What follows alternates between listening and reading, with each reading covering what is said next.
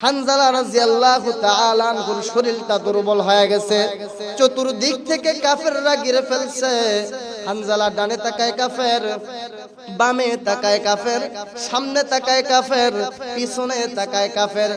হানজালার চতুর্দিক যখন কাফের মুশরিক বেদিনরা যখন ঘিরে ফেলছে, এইবার নবীজির সাহাবী হযরত হানজালা নজর করে তাকাইয়া দেখে ডানে যাওয়ার সুযোগ নাই, বামে যাওয়ার সুযোগ নাই, পিছনে যাওয়ার সুযোগ নাই, কোনো দিকে যাওয়ার সুযোগ নাই। হানজালাকে চতুর্দিকে কাফেররা ঘিরে ফেলছে। যুদ্ধের ময়দানে যুদ্ধ চলতেছে, সবাই যার যার নিজের জীবনটা নিয়ে ইসলামকে প্রতিষ্ঠিত করার জন্য সবাই সব কিছু নিয়ে ব্যস্ত। হানজালার দিকে কারো কোনো চেহারা নাই, কারো কোনো খেল নাই। এক পর্যায়ে কিতাবের ভিতরে লেখে নবীর এই পাগল পারা সাহাবী নাপাক শরীর নিয়া যুদ্ধের ময়দানে যুদ্ধ করতে করতে করতে করতে আল্লাহর নবীর সাহাবী হানজালা একবারে যুদ্ধের ময়দানের ভিতরে শহীদ হইয়া যায়। লা ইন শাকারতুম লাযিদান্নাকুম ওয়া লা ইন কাফারতুম ইন্না আযাবি লাশাদীদ। আল্লাহ বলে, বান্দা নিয়ামত পাওয়ার পরে যদি নিয়ামতের শুকরিয়া আদায় করো, আমি আল্লাহ তাআলা তোমার নিয়ামতকে আরো বাড়াইয়া দিই। সুবহানাল্লাহ। আর যদি নিয়ামত পাওয়ার পরে নিয়ামতের না শুকরিয়া করো, আমি আল্লাহ তাআলা তোমাদের কাছ থেকে নিয়ামত ছিনাইয়া নেই। শুধু তাই না, আমি আল্লাহ শক্ত আযাব দ্বারা তোমাকে গ্রেফতার করে ফেলি। নাউযুবিল্লাহ। এজন্য প্রিয় হাজিরিন, নিয়ামতের শুকরিয়া আদায় করব। আর আমাদের তাবলীগের বড় বড় মুরব্বীরা বলে, বান্দারে দুনিয়ার জমিনের ভিতরে নেক আমল কবুল হওয়ার কয়েকটা মাধ্যম আছে। কি আছে বাবা? নেক আমল কবুল হওয়ার কয়েকটা মাধ্যম আছে। যেরকম এই জমিনটা যখন কিনছে মসজিদের নামে, দলিল পত্র রাখছে কিনা? দলিল লাগছে।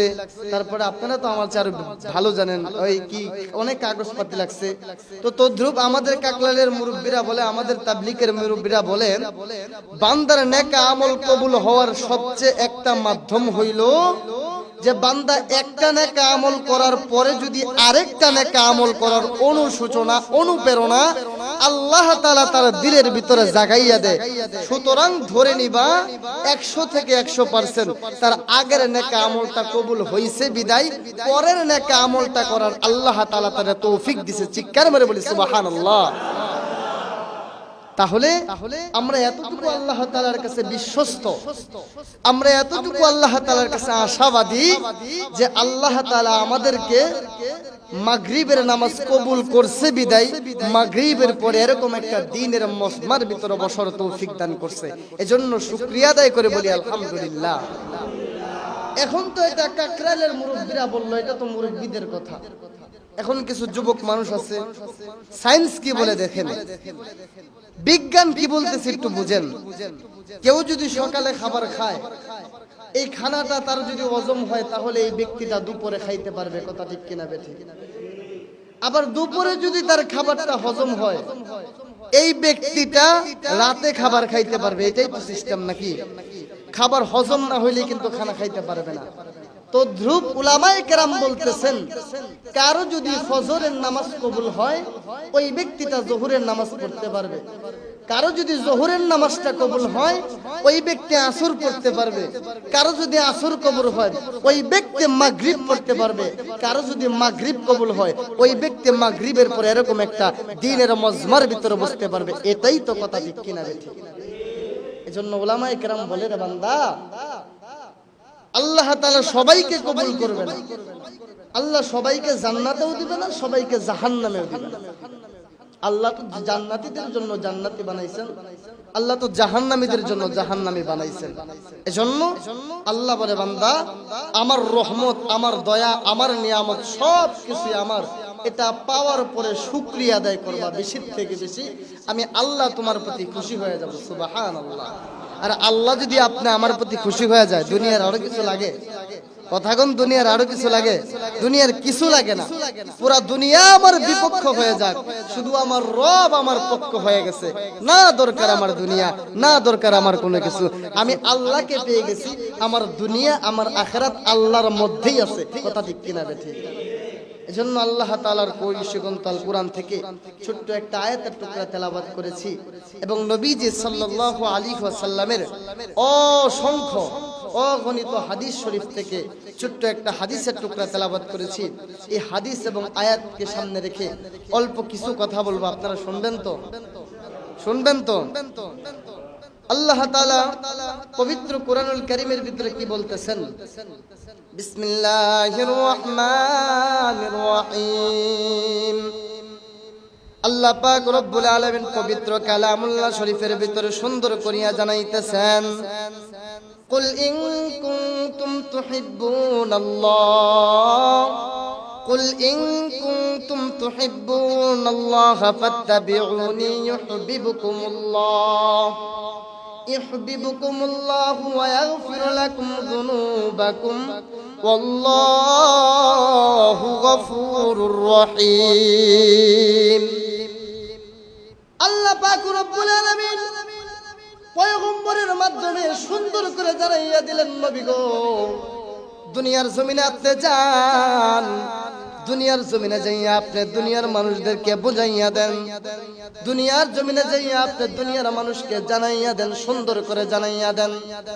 আল্লাহ পাক রব্বুল আলামিন আপনি আমার নবীকে সুন্দর করে ডাক দিয়েছেন, কুল, হে নবী, আপনি শুনুন, আপনি জানান, আপনি সুন্দর করে তামাম দুনিয়ার মানুষকে জানাইয়া দেন, তারা যদি আমি আল্লাহকে পাইতে চায়, তারা যদি আমি আল্লাহ পর্যন্ত আসতে চায়, তারা যদি আমি আল্লাহকে পাওয়ার মতো পাইতে চায়, তারা যদি আমি আল্লাহকে প্রকৃতপক্ষের ইহতিমামের মাধ্যমে আমি আল্লাহ পর্যন্ত আসতে চাই, এটা দুনিয়ার এমপির মাধ্যম ধরে আসলে চলবে না, এটা দুনিয়ার মন্ত্রীর মাধ্যম ধরে আসলে চলবে না, এইটার মাধ্যম একমাত্র হবে আপনি রহমাতুল লিল আলামিন।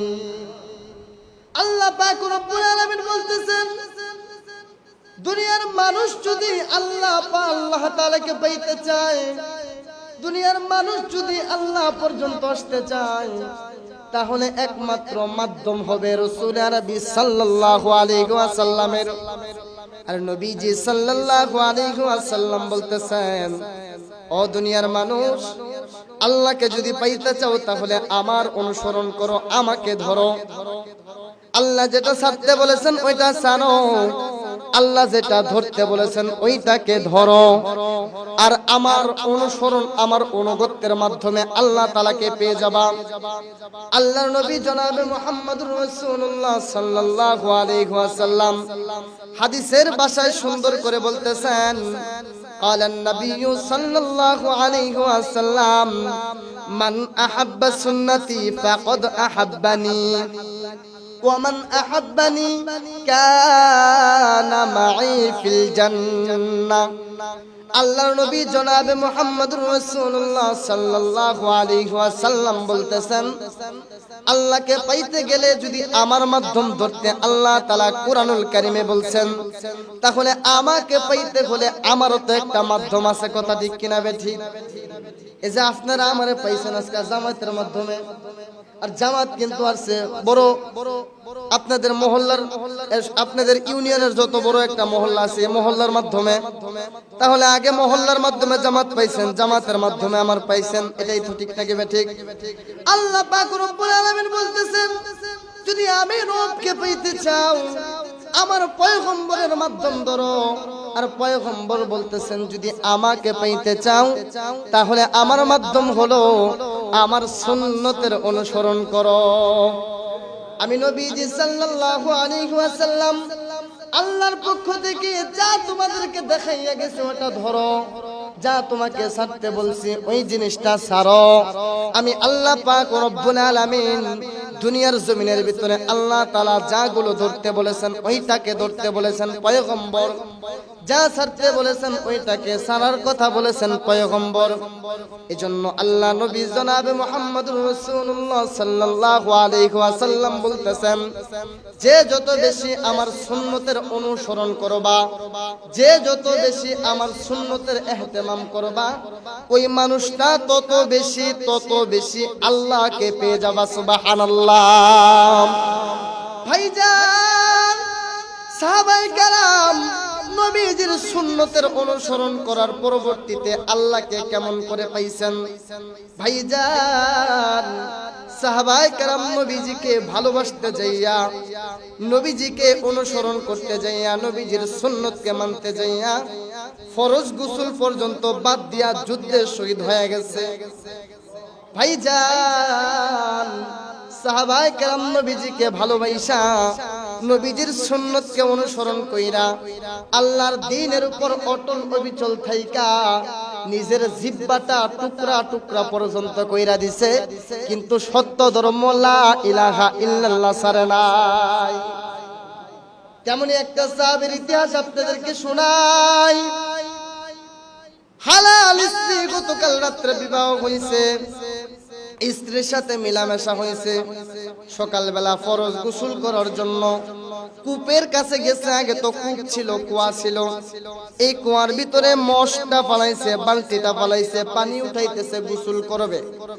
নবীজির কলিজার টুকরা সাহাবী, নাম হইল হযরত হানজালা রাদিয়াল্লাহু তাআলা আনহু। এই হানজালার ইতিহাস বলতে গেলে চোখের পানি ধরে রাখা যায় না। নবীজির এই পাগল পারা সাহাবী হযরত হানজালা সকালবেলা গোসল করার জন্য কূপের ভিতরে বালতিটা ফালাইছে, কূপের ভিতরে মশটা ফালাইছে, এক বালতি পানি উঠাইছে। আস্তে আস্তে পানি যখন উঠাইতেছে, কে জানি মদিনার অলি গলি দিয়া যায় আর বলে কুতিলা মুহাম্মদ, কুতিলা মুহাম্মদ। মুহাম্মদ আর দুনিয়ায় নাই, মুহাম্মদকে দুনিয়ার জমিন থেকে হত্যা করা হয়েছে। এই কথাটা নবীজির সাহাবী হযরত হানজালা রাদিয়াল্লাহু তাআলা আনহুর কানের ভিতরে যখন চলে গেছে, নবীজির সাহাবী হযরত হানজালা কিসের গোসল, কিসের খাওয়া, কিসের পানি, কিসের কি, দৌড় মেরে বিবির ঘরে যাইয়া বলতেছে, বিবি রে তরবারিটা দাও, তরবারিটা দাও। নতুন বিবি, গতকালকে রাত্রে বিবাহ হইছে। নতুন বিবি ডাক দেখো, স্বামী গো আপনার তরবারি দিয়া কি করবেন, আপনার তরবারি লইয়া কি করবেন? স্বামী আপনার তরবারি কেন চান, আপনার তরবারি কেন চান? মুহূর্তের ভিতরে হানজালা ডাক দিয়ে কয়, ও প্রাণের বিবি, তুমি কি শোনো নাই? একটু আগে কে যেন বলে গেল আখিরি জামানার পয়গম্বর আমার নবী নাকি দুনিয়ায় নাই। বিবি রে, যেই নবী দুনিয়ার জমিনের ভিতরে নাই, ওই নবী দুনিয়ার জমিনে না থাকলে আমি দুনিয়ার জমিনে থাইকা কি করব? মুহূর্তের ভিতরে এইবার হানজালার স্ত্রী ডাক দেখো, স্বামী গো আপনার উপরে তো গোসল ফরজ, আপনি ফরজ গোসলটা কইরা তারপরে যান। হানজালা ডাক দেখো, পানের বিবি গোসল করার সময় আমার কাছে নাই। আমার দৌজাহানের বাদশা, আমার কলিজার টুকরা, আমার হৃদয়ের স্পন্দন দুনিয়ার জমিন থেকে চলে গেছে। পানের বিবি রে, জলদি করে তরবারিটা দাও। যদি বেঁচে থাকি দেখা হবে দুনিয়ায়, আর যদি মরে যাই তাহলে দেখা হবে কাল হাসরের ময়দানে। বিবিটাও কেমন বিবি, আপনি আমার বউ যদি হইতো কইতো যে না যাওয়ার দরকার নাই, ঘরের ভিতরে আনলে থাকুন, কথা ঠিক কিনা বে ঠিক? বিবির দিলের ভিতরে কি পরিমাণের ঈমান, কি পরিমাণের আল্লাহকে পাওয়ার ভয়, কি পরিমাণের নবীজির ভালোবাসা, যেইটা দেখেন দুনিয়ার জমিনে সাহাবায়ে কেরাম দেখাইয়া গেছেন। এই মুহূর্তের ভিতরে বিবি একটা লম্বা তরবারি আইনা নবীজির সাহাবী হযরত হানজালার হাতে যখন দিয়া দিলেন, আল্লাহর নবীর সাহাবী হযরত হানজালা রাদিয়াল্লাহু তাআলা আনহু যুদ্ধের ময়দানে চলে যায়। যুদ্ধের ময়দানে ইহুদি, খ্রিস্টান, কাফের, মুসলমান, কুরআন বিরোধী যারা ছিল তাদেরকে যখন একে একে শহীদ করতেছে, একে একে অনেক কাফের, মুশরিক, বেঈমানকে যখন শহীদ করে দিচ্ছে, মেরে ফেলতেছে, মুহূর্তের ভিতরে হানজালা রাদিয়াল্লাহু তাআলা আনহুর শরীরটা দুর্বল হয়ে গেছে। চতুর্দিক থেকে কাফেররা ঘিরে ফেলছে। হানজালা ডানে তাকায় কাফের, বামে তাকায় কাফের, সামনে তাকায় কাফের, পিছনে তাকায় কাফের। হানজালার চতুর্দিক যখন কাফের মুশরিক বেদিনেরা যখন ঘিরে ফেলছে, এইবার নবীজির সাহাবী হযরত হানজালা নজর করে তাকাইয়া দেখে ডানে যাওয়ার সুযোগ নাই, বামে যাওয়ার সুযোগ নাই, পিছনে যাওয়ার সুযোগ নাই, কোন দিকে যাওয়ার সুযোগ নাই। হানজালাকে চতুর্দিকে কাফেররা ঘিরে ফেলছে। যুদ্ধের ময়দানে যুদ্ধ চলতেছে, সবাই যার যার নিজের জীবনটা নিয়ে ইসলামকে প্রতিষ্ঠিত করার জন্য সবাই সব কিছু নিয়ে ব্যস্ত। হানজালার দিকে কারো কোনো চেহারা নাই, কারো কোনো খেল নাই। এক পর্যায়ে কিতাবের ভিতরে লেখেন নবীর এই পাগল পারা সাহাবী নাপাক শরীর নিয়ে যুদ্ধের ময়দানে যুদ্ধ করতে করতে করতে করতে আল্লাহর নবীর সাহাবী হানজালা একবারে যুদ্ধের ময়দানের ভিতরে শহীদ হইয়া যায়। বাজান রে আমার, যুদ্ধটা শেষ হয়ে গেল, যুদ্ধটা শেষ হয়ে গেছে। নবীজির একটা উসিহত ছিল, নবীজির একটা অনুসরণ ছিল। যুদ্ধের ময়দানে যারা শহীদ হইতো, আল্লাহর নবী কোনদিন এদেরকে গোসল দিয়া, কোনদিন এদেরকে সুন্দর করিয়া গোসল দিয়া কবরে নামাইতো না। আল্লাহর নবীজি আপনি আমাকে দুনিয়ার জমিনের ভিতরে, আপনি আমাকে কাল কিয়ামতের কঠিন ময়দানে ওই জান্নাতের আশাটা করার জন্য, জান্নাতটা পাওয়ানোর জন্য নবীজি সাল্লাল্লাহু আলাইহি ওয়াসাল্লাম সাহাবায়ে কেরামকে ওই রক্ত মাখা শরীর নিয়ে দুনিয়ার জমিনে দাফন করতেন। বলে কেন দাফন করতেন? কাল কিয়ামতের কঠিন ময়দানে যখন ঈসা নবীর উম্মত দাঁড়াইয়া যাবে, কাল কিয়ামতের কঠিন ময়দানে যখন মুসা নবীর উম্মত গুলো দাঁড়াইয়া যাবে, কাল কিয়ামতের কঠিন ময়দানে যখন ইব্রাহিম, ইসমাইল, আদম আলাইহিস সালাতু ওয়াস সালামের নবীর উম্মত গুলো দাঁড়াইয়া যাবে, ওই সময়ে যেন আপনি আমার নবী জনাবে মুহাম্মদুর রাসূলুল্লাহ সাল্লাল্লাহু আলাইহি ওয়াসাল্লাম অপমানিত না হয়, লাঞ্ছিত না হয়। এই দিনকে প্রতিষ্ঠিত করার জন্য, এই দিনকে দুনিয়ার জমিনে আনাচে গানাচে ছড়াইয়া দেওয়ার জন্য সাহাবায়ে কেরাম কেমন কষ্ট করছে, তারা তো আমাদের ভাই। নবীজি তো বলেছেন আল মুসলিমু আখুল মুসলিম, এক মুসলমান আরেক মুসলমানের ভাই। ওই ভাইটা কাল কিয়ামতের কঠিন ময়দানে আপনি আমার জন্য সুপারিশ করতে থাকবে। সুবহানাল্লাহ। ভাইজান কেমন করে সুপারিশ করতে থাকবে? মাথা রোদ্দ, হাত উপরে সূর্য, সূর্যের 6টা মুখ থেকে একটা মুখ দিয়া যখন তাপ দিতে থাকবে, 6টা মুখ দিয়া কিয়ামতের ময়দানে যখন তাপ দিতে থাকবে, একদল মানুষ হয়ে যাবে, একদল সাহাবী হয়ে যাবে যে তাদের মাথা থেকে পা পর্যন্ত সমস্ত অঙ্গ প্রত্যঙ্গ রক্ত আর রক্ত। মুহূর্তের ভিতরে আল্লাহ পাক রব্বুল আলামিন ডাক দিয়ে বলবেন, ফেরেশতারা রে, এদের শরীরে কেন রক্ত দেখা যায়, এদের শরীরে কেন রক্ত? ফেরেশতারা একটা দল ডাক দিয়ে বলবেন, ওগো মালিক, এদের শরীরে রক্ত দেখার কারণ হইল এরা তো আখিরিস জামানার নবীর উম্মত। ও মালিক, এরা তো দুনিয়ার জমিনে কোরআনকে প্রতিষ্ঠিত করার জন্য, এরা তো হালাল হারামকে প্রতিষ্ঠিত করার জন্য দুনিয়ার জমিনে রক্ত মাইখা, দুনিয়ার জমিনে নিজের শরীরটা কাইটা শহীদ হইয়া তার আরেক ভাইকে বাঁচানোর জন্য, তার আরেক ভাইকে জান্নাতের ফয়সালা করার জন্য বিনা গোসলে নবীজি দুনিয়ার জমিনে তাদেরকে দাফন করেছে। চিৎকারে মেরে বলি সুবহানাল্লাহ। এই মুহূর্তের ভিতরে হানজালাকে যখন কাফের মুশরিক বেদিনরা যখন শহীদ করে ফেললো, হানজালাকে শহীদ করার পরে যুদ্ধটা যখন শেষ হয়ে গেল, আল্লাহর নবী আবু বকরকে, ওমরকে, উসমানকে, বেলালকে ডাক দিয়া বলতেছেন, এ সাহাবীরা, যাও জলদি করে যাও, যাইয়া দেখো কতজন সাহাবী দুনিয়ার জমিন থেকে চলে গেছে, তাদের লাশগুলাকে একত্রিত করো। আমি পয়গম্বর তাদেরকে বিনা গোসলে কবর দিয়া দুনিয়ার জমিনে কবর দিয়া দেব। মুহূর্তের ভিতরে আল্লাহর নবীর নজর এবার রাস্তার দিকে যাওয়ার পরে আল্লাহর নবী পর্দার ওই পাশ থেকে, কান থেকে কানের ভিতরে আওয়াজ আসতেছে, এলোমেলো অবস্থা, চুলগুলো আওলা জাওলা, আওলা কেশে পাগল বেশে একটা মহিলা একটা মা নবীজির দিকে পাগল বেশে দৌড়ায় এসে ডাক দেয়, নবী গো আমার স্বামীর লাশটা দিয়া দেন, আমার স্বামী তো নাপাক। আল্লাহর নবী ওই মার দিকে কর্ণপাত করার পরে বলতেছেন, মা কে তুমি গো মা? কার লাশের কথা বলতেছো? কার লাশের কথা বলতেছো? তুমি আবার বলতেছো তোমার স্বামী নাকি নাপাক। মা গো কে তোমার স্বামী? কে তোমার স্বামী?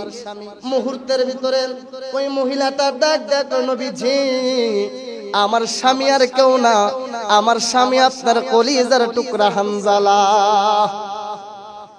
আল্লাহর নবী ডাক দেয়, ওগো মা গতকালকে হানজালার বিবাহ পড়াইছিলাম, গতকালকে না তোমাদের বিবাহ হইছে?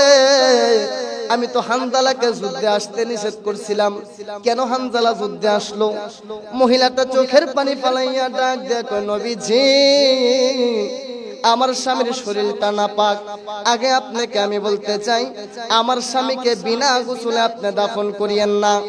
আমি আমার বাবার কাছে শুনছি যুদ্ধের ময়দানে যারা মারা যায় তাদেরকে আপনি বিনা গোসলে দাফন দিয়া দেন। নবী গো আমার স্বামীর লাশটা আপনি আমারে দিয়া দেন, আমার স্বামীর লাশটা সুন্দর করিয়া গোসল করাইয়া তারপর কবরস্থ করব।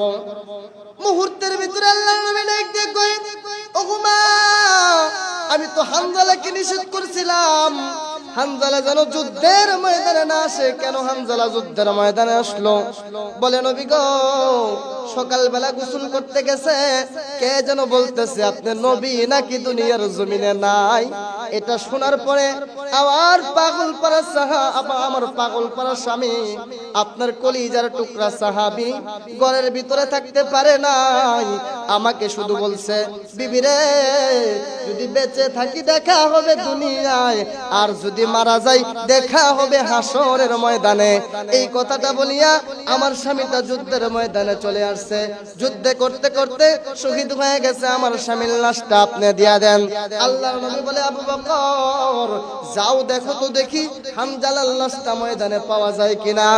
আবু বকর ওমর উসমান সবাই পুরাটা যুদ্ধের ময়দানে খুঁজতেছে, কি ব্যাপার হানজালার লাশটা যুদ্ধের ময়দানে পাওয়া যায় না। সব সাহাবীর লাশ পাওয়া গেল, নবীর পাগল পাড়া সাহাবী হানজালার লাশটা পাওয়া যায় না। কিছুক্ষণ পরে আল্লাহর নবীর সাহাবী আবু বকর দূর থেকে তাকাইয়া দেখতেছেন সুন্দর সাদা কাপড় পরিহিত একটা লাশ দেখা যায়। আবু বকর দৌড়ায় গেছে, ওমর দৌড়ায় গেছেন।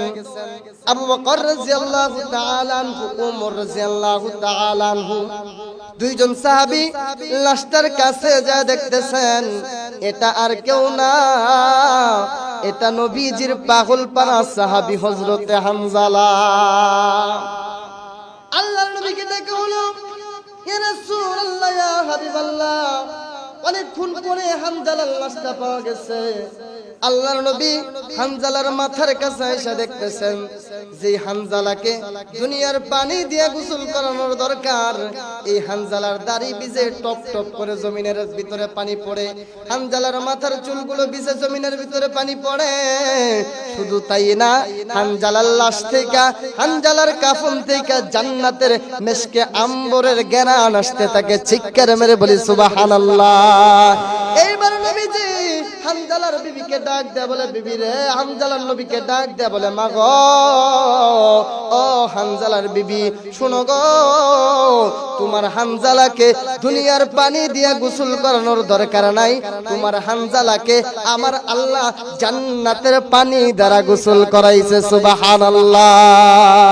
এজন্যই তো কবির ভাষায় বলেছেন, আল্লাহ তোমার জান্নাতে যাব সুন্নত মেনে নিয়ে আমল করিব, সুন্নত মেনে নিয়ে আমল করিব, আল্লাহ তোমার জান্নাতে যাব। জান্নাতে যাইতে রাজি আছেন তো? কথা বলেন, রাজি আছেন তো? তাহলে এই জান্নাতে যাওয়ার এক নম্বর মাধ্যম হলো নবীজির সুন্নত ধরতে হবে। কথা ঠিক কিনা ঠিক? নবীজির সুন্নত দুনিয়ার জমিনের ভিতরে যত বেশি বাস্তবায়ন করবেন তত বেশি জান্নাতের মালিক হয়ে যাবেন। আর যদি নবীজির সুন্নতটা বাদ দেন, আল্লাহর নবী জনাবে মুহাম্মদুর রাসূলুল্লাহ বলেন, নবীজির সুন্নত থেকে যত বেশি ফারেক হয়ে যাবেন, আল্লাহ থেকে তত বেশি গাফেল হয়ে যাবেন। কথা ঠিক কিনা বেঠে? এজন্য ভাইজান আমার, নবীজিকে ভালোবাসা সাহাবী হানজালা ফরজ গোসল বাদ দিয়া যুদ্ধের ময়দানে যাইয়া নতুন ঘরের বিবিকে রাইখা যুদ্ধের ময়দানে যায় শহীদ হয়ে গেছে। আহা, সাহাবায়ে কেরামের আত্মত্যাগ কেমন ইসলামের জন্য, নবীকে ভালোবাসার জন্য। আর আমরা আজকে এই ঘর পাইয়া, এই বাড়ি পাইয়া সাধারণ 3 দিনের জন্য, 1 মাসের জন্য, 3 চিল্লার জন্য বের হইতেও অন্তরটা কাঁপতে থাকে। কথা ঠিক কিনা বে ঠিক? এজন্য মেরে ভাই, দোস্ত, বুজুর্গ, এই দুনিয়ায় থাকবে না। এই দুনিয়া একদিন ধ্বংস হয়ে যাবে। দুনিয়াতে আসছি খালি হাতে, যাওয়া লাগবে খালি হাতে। শুধুমাত্র ওই জিনিসটাই আপনি আমার জন্য কিয়ামতের কঠিন ময়দানে কাজে লাগবে, যেই জিনিসটার নাম হইল নেক আমল। কথা ঠিক কিনা বেঠে? এজন্য সময় থাকতে সময়ের মূল্য দেন, যৌবন থাকতে যৌবনের মূল্য দেন, টাকা থাকতে টাকার মূল্য দেন, দুনিয়া থাকতে দুনিয়ার মূল্য দেন। কথা ঠিক কিনা বেঠে? যদি দুনিয়ার জমিন থেকে চলে যান, যদি আফসোস করতে থাকেন যে আল্লাহ আমার আরেকবার পাঠাও, আল্লাহ বাড়াইবনি।